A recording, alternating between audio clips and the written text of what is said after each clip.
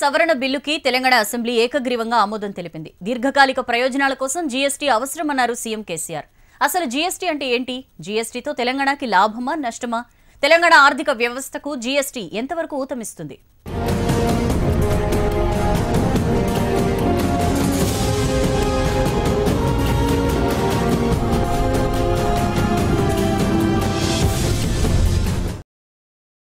యునానిమస్గా ఈ తీర్మానాన్ని చేయడం అనేది మంచి సాంప్రదాయం. ఒక మంచి స్టెప్ జరుగుతున్నప్పుడు తీసుకోబడుతున్నప్పుడు అభినందించడం మంచి సంస్కారం కింద వస్తుంది. ఈరోజు తెలంగాణ శాసనసభ యొక్క ఔన్నత్యాన్ని పెంపొందించడానికి సందర్భోచితంగా ఏకోన్ముఖంగా వ్యవహరించేటువంటి అభినవేశం, ఆ సంస్కారం తెలంగాణ శాసనసభకు ఉందనేటువంటి ఒక మంచి సాంప్రదాయాన్ని నెలకొల్పినందుకు సభ్యులందరికీ నేను ధన్యవాదాలు తెలియజేస్తా ఉన్నా అధ్యక్ష. నా పక్షాన, ప్రభుత్వ పక్షాన.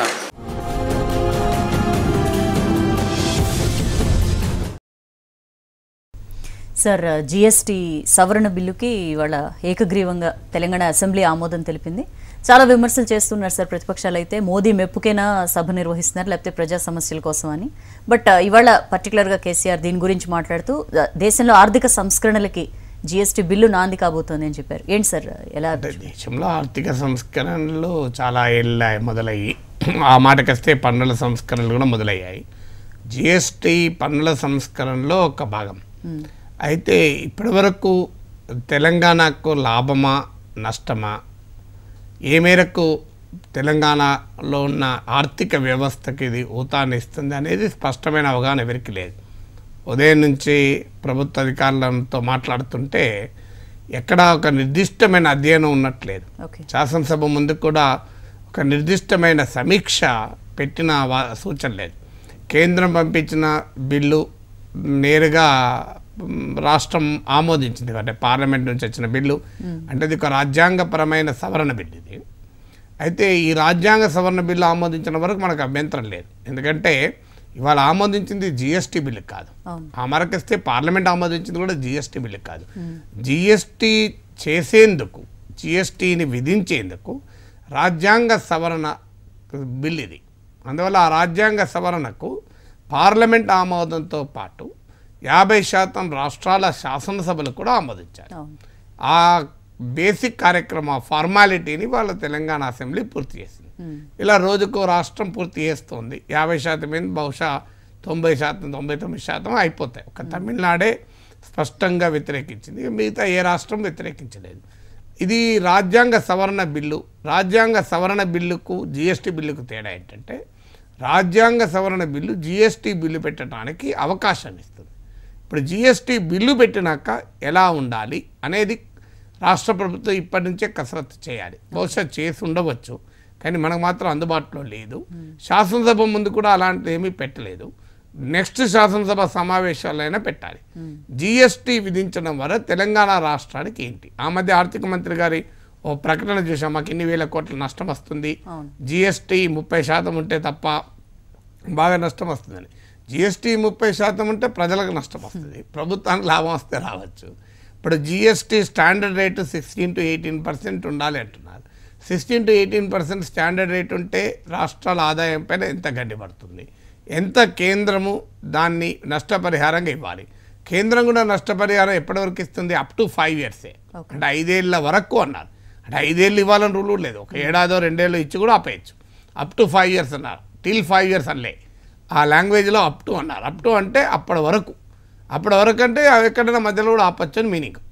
సో అందువల్ల రాష్ట్రానికి జరగబోయే లాభ నష్టాలపైన సాధికారికమైన సమగ్రమైన సమీక్ష ప్రభుత్వం చేసి శాసనసభ ముందు ఉంచాలి. ఎందుకంటే ఇవాళ ఈ రాజ్యాంగ సవరణ బిల్లుకు తెలంగాణ శాసనసభ ఆమోదించింది, రేపు ఆంధ్రప్రదేశ్ శాసనసభ ఆమోదించి పంపిస్తుంది. కానీ తర్వాత జిఎస్టీ బిల్లు వస్తుంది. మీకు సెంట్రల్ జిఎస్టీ, స్టేట్ జిఎస్టీ ఒకటి చేయాలి. ఈ సెంట్రల్ జిఎస్టీ, స్టేట్ జిఎస్టీలు కలిపితే ఈ స్టాండర్డ్ జిఎస్టీ అంటాం. సో ఇవన్నీ ఫ్యాక్టర్స్ ఉన్నాయి. అందువల్ల ఇప్పటి నుంచైనా ఒక సమగ్రమైన విశ్లేషణ జరిపితే ఉపయోగం. ఎందుకంటే ఇప్పుడు మనము ఉదాహరణకు మేక్ ఇన్ తెలంగాణ, ఇక్కడికి పెట్టుబడులు ఆహ్వానించాలి, టీఎస్ ఐపాస్ చట్టం తెస్తున్నాం. సో పెద్ద ఎత్తున పెట్టుబడులు ఆహ్వానించి ఇక్కడ ఉత్పత్తి జరపాలి అని చూస్తున్నాం. కానీ రేపు ఉత్పత్తి జరిపిన పన్నులు మనకు రావు. ఎందుకంటే ఈ జిఎస్టీ చట్టు ఈ జిఎస్టీ పన్ను స్వభావం ఏంటంటే it is point of consumption పైన ట్యాక్స్. అంటే ఎక్కడైతే వినిమయం జరుగుతుందో అక్కడ పన్ను, ఎక్కడైతే ప్రొడక్షన్ జరుగుతుందో అక్కడ పన్ను కాదు ఇది. ఇప్పుడు ఉదాహరణకు మీకు హుండాయ్ కార్ల ఫ్యాక్టరీ ఉంది, ఇది చెన్నైలో ఉంది. కానీ చెన్నైలో తయారు చేసే వాళ్ళు దేశమంతటా అమ్ముతారు. 10% మాత్రమే తమిళనాడులో అమ్ముతారు, ఇంకో 40% దేశంలోని వివిధ రాష్ట్రాల్లో అమ్ముతారు, మరో 50% విదేశాలు అమ్ముతారు. ఇప్పుడు ఇదివరకు ఏమయ్యేది అంటే ప్రొడక్షన్ పైన ట్యాక్స్ ఉండేది కనుక హుండాయిలో కంపెనీలో తయారయ్యే ప్రతి కారు పైన తమిళనాడు ప్రభుత్వానికి ఆదాయం వచ్చేది పన్ను. ఇప్పుడు ఏమైంది, అది కారు ఎక్కడైతే కొంటే అక్కడే వస్తుంది. అంటే ఒక 10% వాటి పైన తమిళనాడు ప్రభుత్వానికి వస్తుంది. ఇప్పుడు వాళ్ళు ఇక్కడ వచ్చి తెలంగాణలో కొన్నాం అనుకోండి, తెలంగాణ ప్రభుత్వానికి వస్తుంది. అందువల్ల తెలంగాణలో ప్రొడక్షన్ చేసిన ఇన్సెంటివ్ ఉండదు, ట్యాక్స్ ఉండదు. అందుకే మీకు తమిళనాడే కాదు, మహారాష్ట్ర, గుజరాత్, హర్యానాలకు కూడా కొన్ని అభ్యంతరాలు వ్యక్తం చేశారు. గుజరాత్ ముఖ్యమంత్రిగా ఉంటూ నరేంద్ర మోడీ అనేక ఆందోళన వ్యక్తం చేశారు.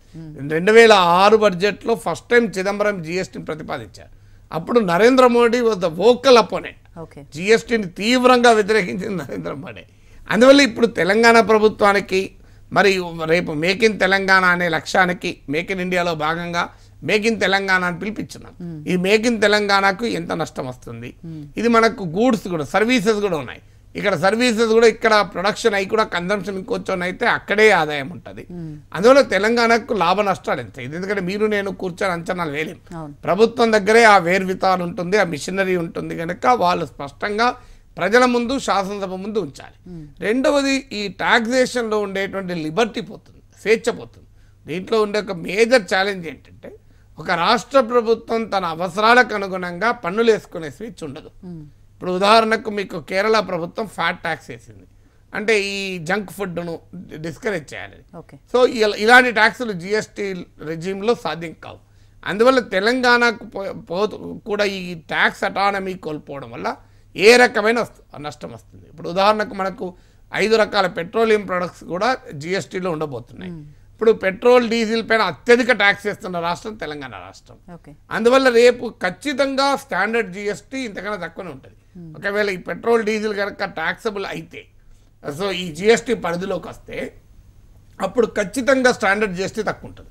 ఎందుకంటే పంజాబ్లో లాంటి స్టేట్లో లోయెస్ట్ ఉంది, తెలంగాణ, ఆంధ్రప్రదేశ్ లాంటి రాష్ట్రాల్లో హైయెస్ట్ ఉంది, ఉమ్మడి ఆంధ్రప్రదేశ్లోనే హైయెస్ట్. అందువల్ల డెఫినెట్గా తగ్గుతుంది. మరి అప్పుడు ఆదాయం భారీగా తగ్గుతుంది. ప్రజలకు పెట్రోల్, డీజిల్ చీప్లో ఉంటుంది, ప్రభుత్వానికి అది ఆదాయం తగ్గుతుంది. అందువల్ల ఈ ఇంప్లికేషన్స్ను ఇంకా ప్రభుత్వాలు పూర్తిగా స్టడీ చేసినట్లేవు. ఇప్పుడు మనం ఇవాళ ఆమోదం పొందింది రాజ్యాంగ సవరణ బిల్లు కనుక నాకేం పేచీ లేదు, పంచాయతీ లేదు. ఎస్, ఓకే, మీరు ఫెసిలిటేట్ చేశారు జిఎస్టీ రావడానికి, కానీ నెక్స్ట్ జిఎస్టీ బిల్ వస్తుంది. సో ఆ జిఎస్టీ బిల్ ఎలా ఉండాలి, స్టాండర్డ్ జిఎస్టీ రేట్ ఎంత ఉండాలి, సో ఈ జిఎస్టీ బిల్లులో ఏ వాటి మీద ఎన్ని బ్యాండ్స్ ప్రొడక్ట్స్ పైన, గూడ్స్ అండ్ సర్వీసెస్ పైన పన్నులు ఉండాలి. ఈ devil lies in the detail అంటారంటే వివరాల్లో దయ్యాలు ఉంటాయి. సో ఆ వివరాల్లో దయ్యాల భూతాలు ఏమున్నాయి అనేది ప్రజలకు చెప్పడం, శాసనసభకు చెప్పడం ముఖ్యం. ఎందుకంటే ఇలాంటి సాంకేతికపరమైన అంశాలు ఏమైతే అంటే శాసనసభలో సభ్యులకు కూడా అందరికీ ఎక్స్పర్టీస్ ఉండదు, తప్పు కూడా పట్టలేం మనం, ఎందుకంటే అందరికీ ఎక్స్పర్టీస్ ఉండే అంశం కాదు కనుక. అందులో మన దేశంలో అర్థశాస్త్రానికి కాస్త అర్థం కాని శాస్త్రంగా మార్చేశారు. అందువల్ల రాజకీయ పార్టీలు ఏముంటాయి, వాళ్ళ పార్టీ విధానాల ప్రకారం జిఎస్టీకి మద్దతు ఇవ్వంటే మద్దతు ఇస్తారు. మీరు ఎందుకు మద్దతు ఇచ్చారని అడగాల్సిన అవసరం లేకుండా ఇచ్చేస్తారు. అది ప్రజాస్వామ్యంలో మనం తప్పదు. మనకి ఇది అమెరికా ప్రజాస్వామ్యం కాదు కదా. అమెరికాలో అయితే డెమోక్రట్ పార్టీ ప్రతిపాదించిన డెమోక్రట్లే వ్యతిరేకిస్తారు. ఆ స్వేచ్ఛ ప్రజాస్వామ్యంలో మన దగ్గర లేదు. అందువల్ల మన దగ్గర ఇన్ఫార్మ్డ్ పొలిటికల్ డిబేట్ ఉండదు. అందువల్ల ప్రభుత్వం ఈ ఎక్స్పర్టీజ్ ప్రభుత్వం దగ్గర ఉంటుంది కనుక సమగ్రంగా తెలంగాణకు లాభమా నష్టమా, లాభమైతే ఎలా, నష్టమైతే ఎలా, ఆ నష్టాన్ని ఎలా పరిహారం పొందుతాం, కేంద్రం నుంచి ఏం ఆశిస్తున్నాం అనేది నెక్స్ట్ అసెంబ్లీ సెషన్ వరకైనా ఒక సమగ్రమైన నివేదిక శాసనసభ ముందు పెడితే ప్రజలకు లాభం. ఆ ప్రజలకు వివరించి చెప్పేటువంటి ఆ చిన్నపాటి పనిని మనలాంటి వాళ్ళు కూడా చేసుకోవచ్చు. న్యూస్ యాంగిల్లో ఇప్పుడు చిన్న బ్రేక్ తీసుకుందాం.